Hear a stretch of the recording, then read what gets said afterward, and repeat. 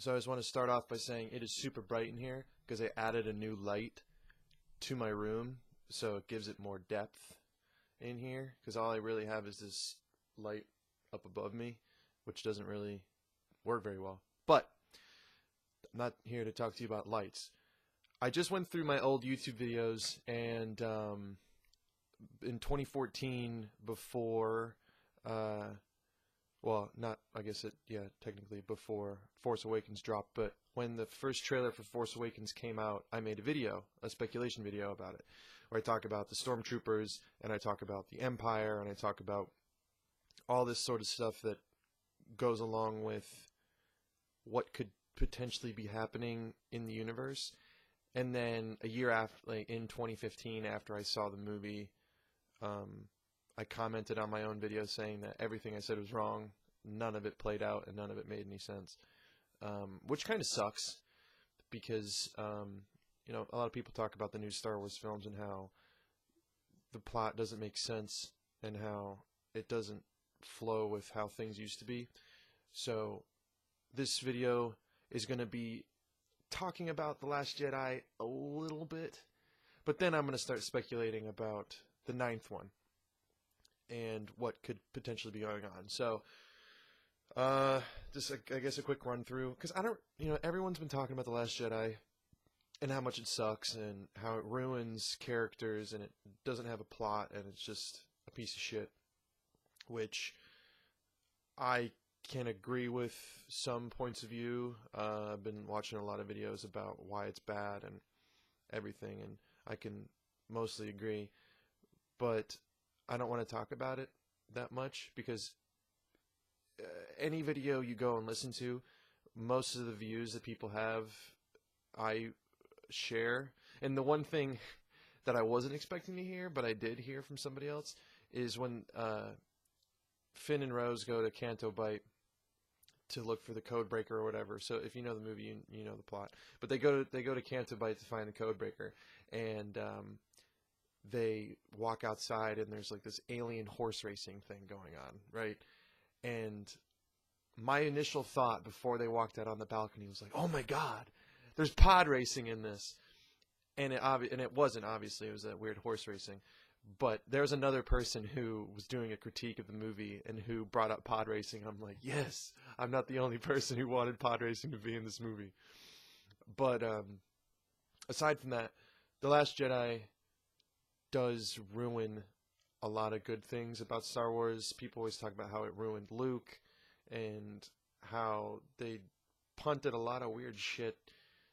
I don't really want to talk about that. I think I'll just talk about what I can speculate from the next one, because no matter what I want to say about The Last Jedi, like, I had a long conversation with my brother about what the trilogy should have been, like who the main character should have been, and how they could have put in so many good twists, but they didn't. And we're stuck with what we have.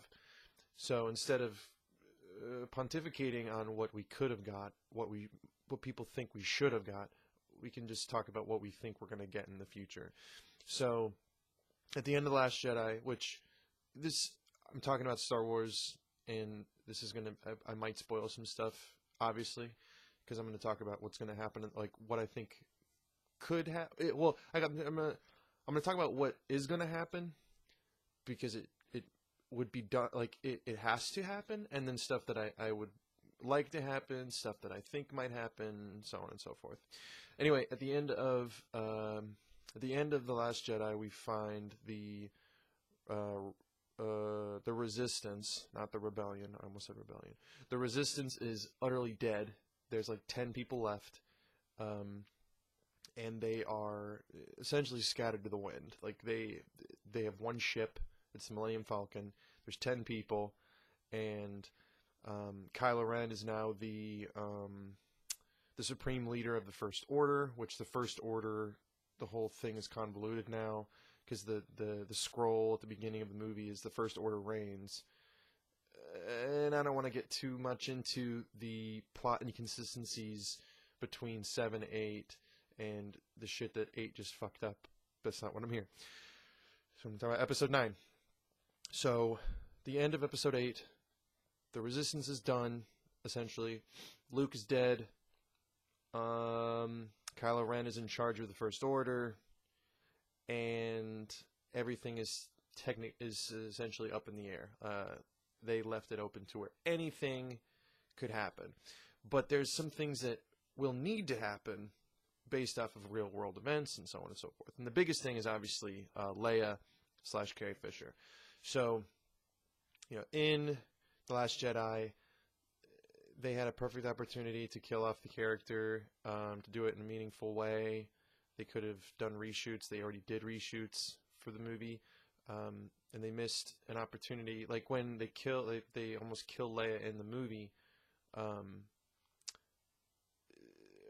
I think a lot of people expected, oh, this is how they're going to have her go out, And then she did the whole Superman, Mary Poppins thing, and people were upset about that. But I think for me, I was more upset with the fact that they didn't take that opportunity to, like, rewrite the story a little bit, to, like, kill off Leia in the movie.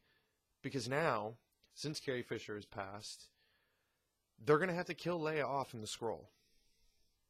Unless they're going to do some weird trickery and use some, like, Jeff Bridges Tron level shit and kill her off as, like, a CGI character, which would be I think it would be bad taste if they did that. Like, killing her in the scroll sucks enough because you have to kill her. You have to kill a major character off in the scroll of the movie because The Last Jedi fucked up that opportunity. But killing her in the film would be worse.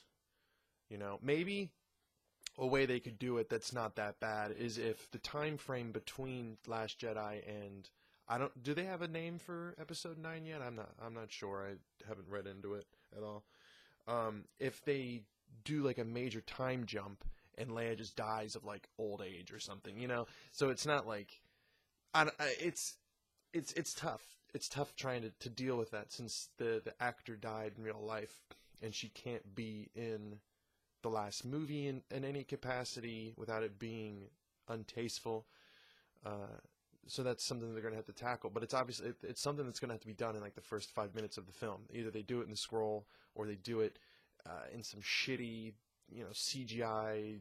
She dies in some random way type thing, So that's something that'll have to be done in Episode 9. And another thing, people, since the first two movies are very much rehashes of the original trilogy, The Force Awakens is New Hope 2.0, and The Last Jedi takes a lot of cues from The Empire Strikes Back and the couple from Return of the Jedi. There's some thought in my mind that they might try and steal some more stuff from Return of the Jedi, but the only way I can think of that is if for some stupid fucking reason the First Order tries to build another planet killer weapon, like another Death Star or something, like that would be stupid because they wouldn't. I mean, at that point, why the fuck are you making these movies? We've already seen it if you do the exact same thing that already happened in the first trilogy. Because you're not doing anything new. Those movies still exist and they're better. Maybe not visually, but with the storytelling they're better. But anyway, so there's some beats that they could take from Return of the Jedi that they didn't already take. Like the big fight scene with Kylo Ren and Rey is very much a throwback to the Emperor throne room scene. And they can't obviously do that again. But in this movie, there's going to be a big showdown between Rey and Kylo Ren. Maybe they'll bring back the Knights of Ren, who disappeared after being like a throwaway in a like Snoke brings them up once, and then Luke kind of alludes to that maybe the Knights of Ren are his old students that Ben took from him, but they never really say anything in The Last Jedi. They're not even like they're not even brought up at all. Some people have been speculating that the Knights of Ren are maybe the guards who are in Snoke's throne room, but I don't think that's right. I think those are just like his guards, like the same kind of guards that were in the Emperor's throne room.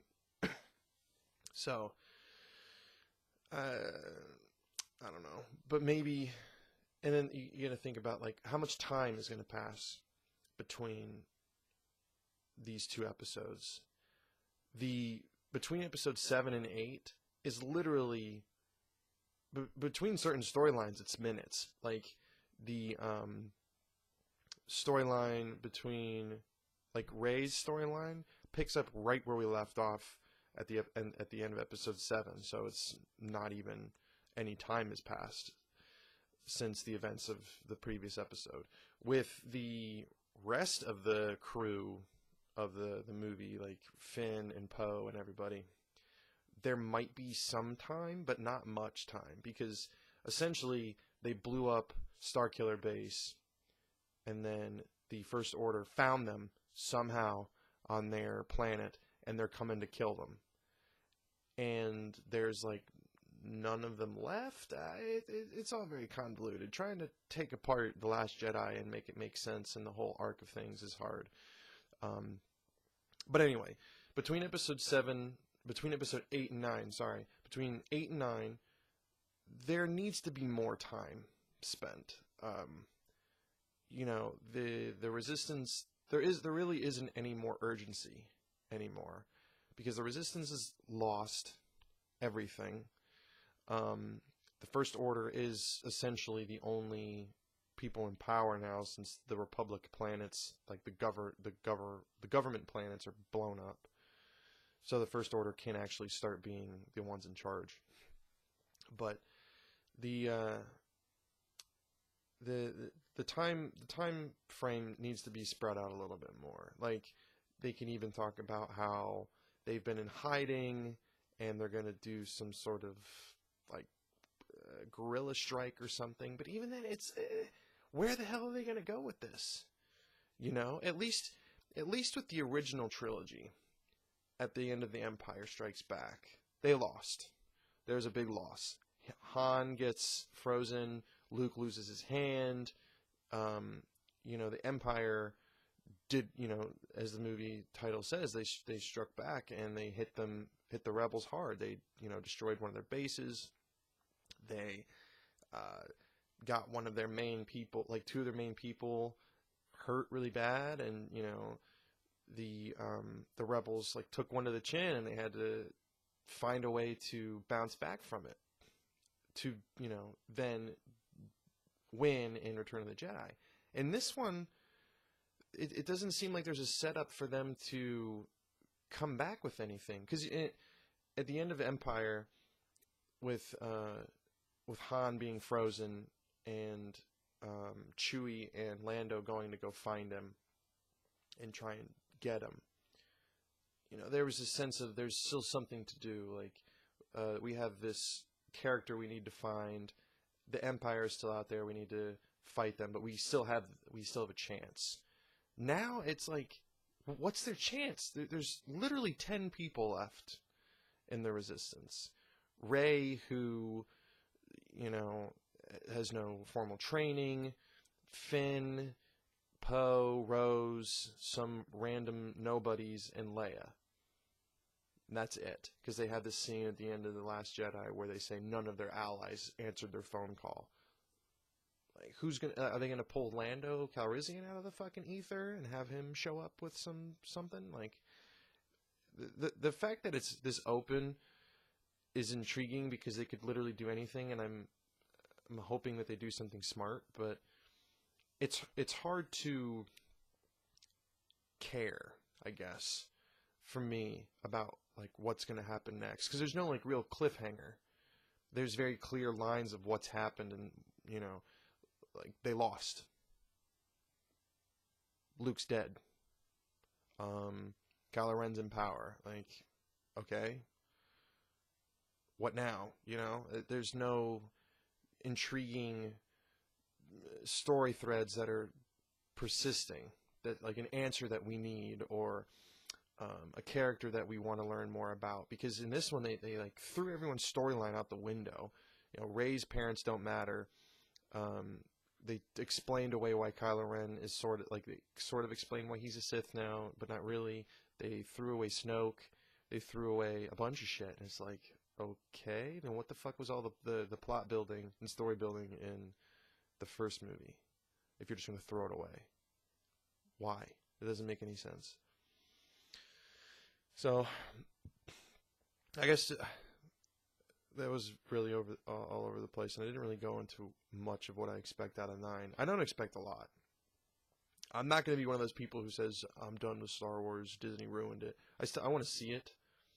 I'm obviously going to do more of a speculation once a trailer drops, but there isn't much to go on to even think. You know, like, to go back to Empire again, since this movie is very much, it takes a lot of plot, not points, but like beats. There's no mystery or huge revelation that is that mind-blowing, you know.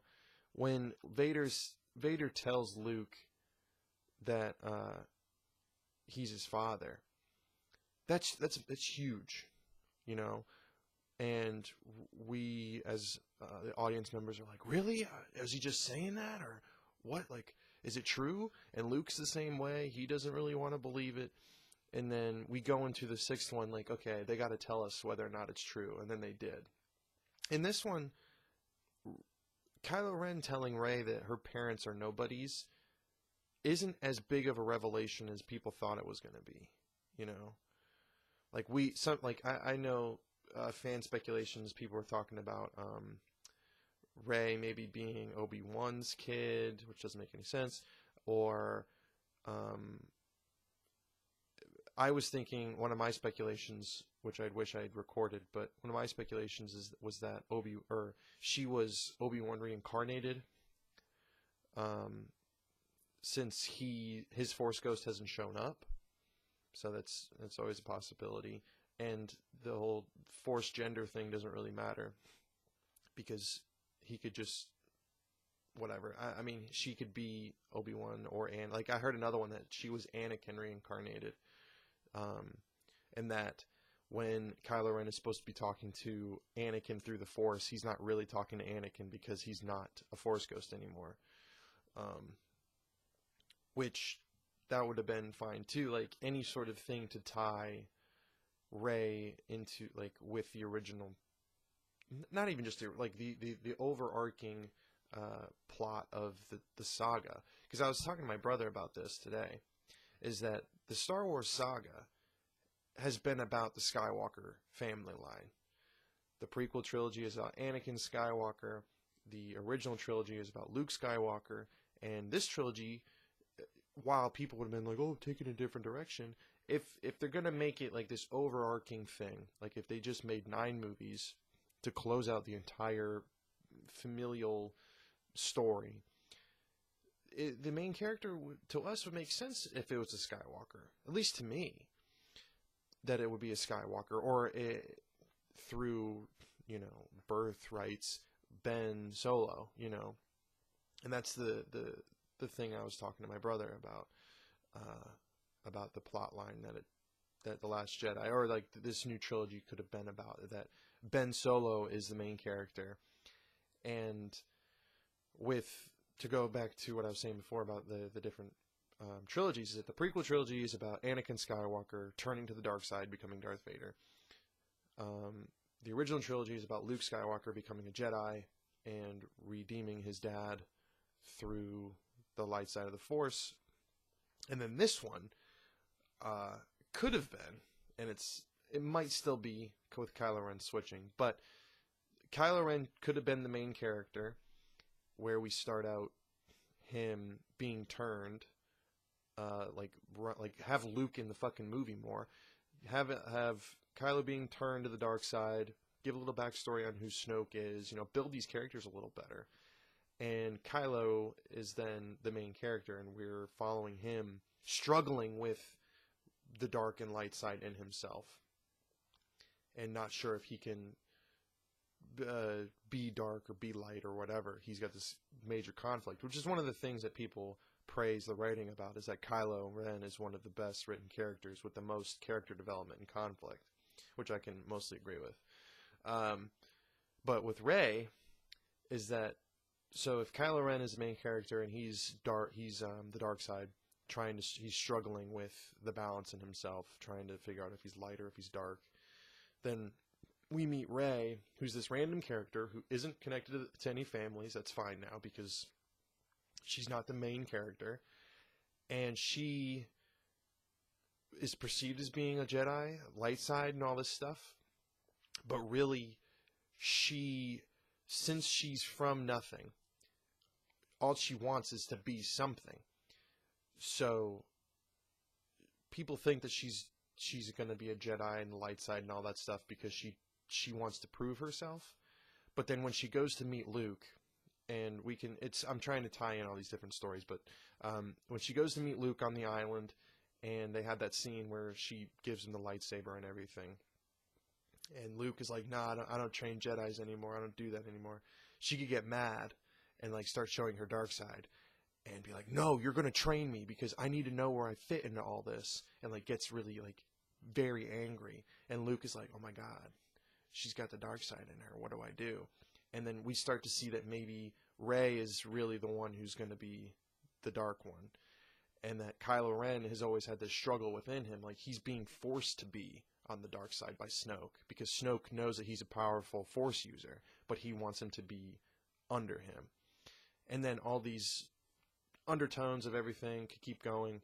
And then I was talking to my brother and said that if in the throne room scene, if it's just Snoke and Rey, Snoke could tell Rey that she's from nothing and that her parents were nothing and everything, and then he could entice her and be like, I can tell that you're strong and I can make you into something. You know, you're nothing now, but I can train you and make you something. And then that is her like temptation to the dark side, and then she takes it. So that and then with Kylo Ren fighting with him in The Last Jedi about he's not strong enough, he's not with the dark side enough, he can't even kill his own mom. You know, he killed his dad, but he struggles with it all the time. And Luke is still alive and all this kind of stuff. Like, he has all this inner struggle. And he's kind of fighting with the light and the dark inside of him. And then they switch. They switch roles. I think that would have been a better progression for the characters, so that in the 9th one, Rey is the one that needs to be redeemed by Ben, who used to be Sith. And, you know, I think that would have been a nice reversal of how things have been with the other movies, because it's always been like a straight shot. Anakin started out good, and then he became evil. Luke started out neutral, and then he became good. And then now it's like, it's too cut and dry, I think. And the other thing that I would have liked too with this storyline is if, instead of ruining Luke by making him like a coward, they could have made him more gray. And one of the like extended universe things is a gray Jedi, is that a Force user who totes the line between light and dark. So they're not completely a Jedi, they're not completely a Sith, they're very ambiguous. And I thought that's the track that they were going to take with Luke from the trailers, because he's like, oh, the Jedi need to end. And I'm like, is he going to be bad this time, or is he saying that the Jedi as a mentality needs to end because there's a middle ground that is better for everyone? And I liked the gray Jedi idea more, but they didn't go with that. So again, I know, I started out saying I wasn't going to speculate on what we could have done, because we'll never have what we think. We're only going to get what we get. So I completely went against what I said in the beginning. But what can you do? So yeah, 9 doesn't come out until 2019. Probably won't see the first trailer until the fall or winter of this year. And when that happens, I guess I'll make another speculation video. Hopefully it won't be as wrong as my Force Awakens one, because my Force Awakens one was fucking stupid. I didn't do any reading about the backstory of the movie. Like, I thought Jakku was Tatooine. I thought the scene where the stormtroopers get off of the dropship on Jakku, that they're on Camino, and I go on this big tangent about the Empire and everything, which it sounded okay, but the fact that it didn't happen just makes me look stupid. So, yeah. 2019, Episode 9, J.J. Abrams is apparently coming back. So maybe this one will be better? Who knows?